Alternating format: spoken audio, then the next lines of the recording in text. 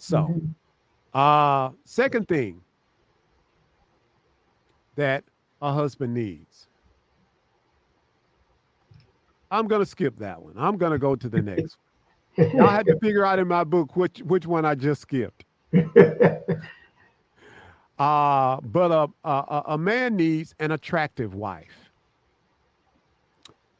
Years ago, I wrote an article that got me stopped on the street.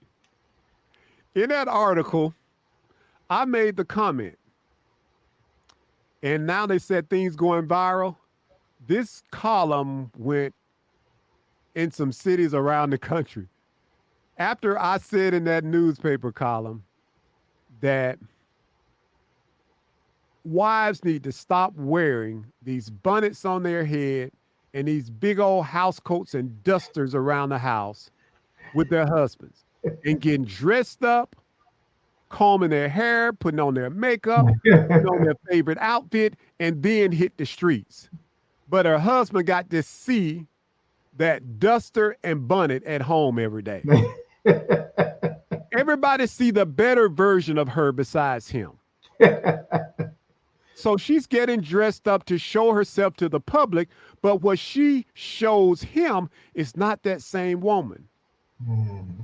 Many men see their wives getting ready to go, and they're turned on by her because she's dressed up, looking good, smelling good. It's kind of like, wow, you look good.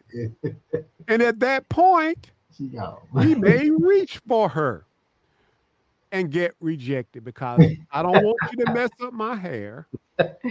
You're going to make me late.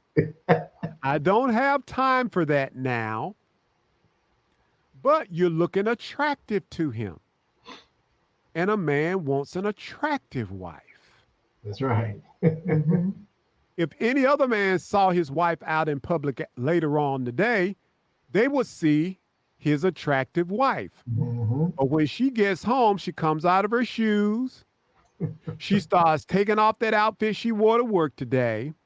She puts on her some clothes that she's comfortable in. And within 15 minutes, he sees a totally different woman than the public saw.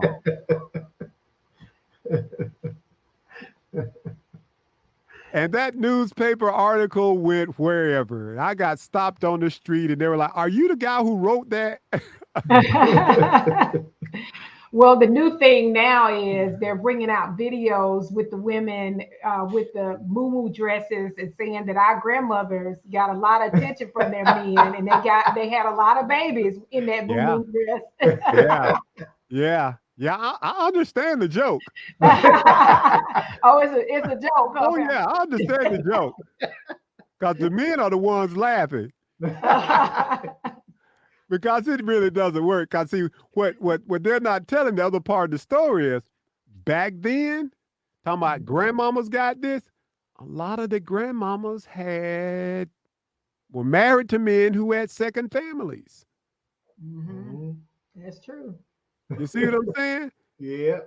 I mean, these guys had other women in their lives who presented themselves more attractively. And some women find that really, really tough to swallow because, as they say, how can he be with her? She don't even look good. She don't look good to you because that's your competition.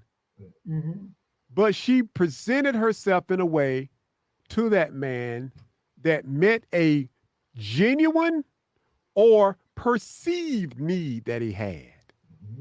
And if he liked looking at a woman who was well groomed, who painted her nails, who painted her toenails, who always kept her hair together, who wore clothes that fit her well without being, seductive, but she was classy. And if that's what he liked,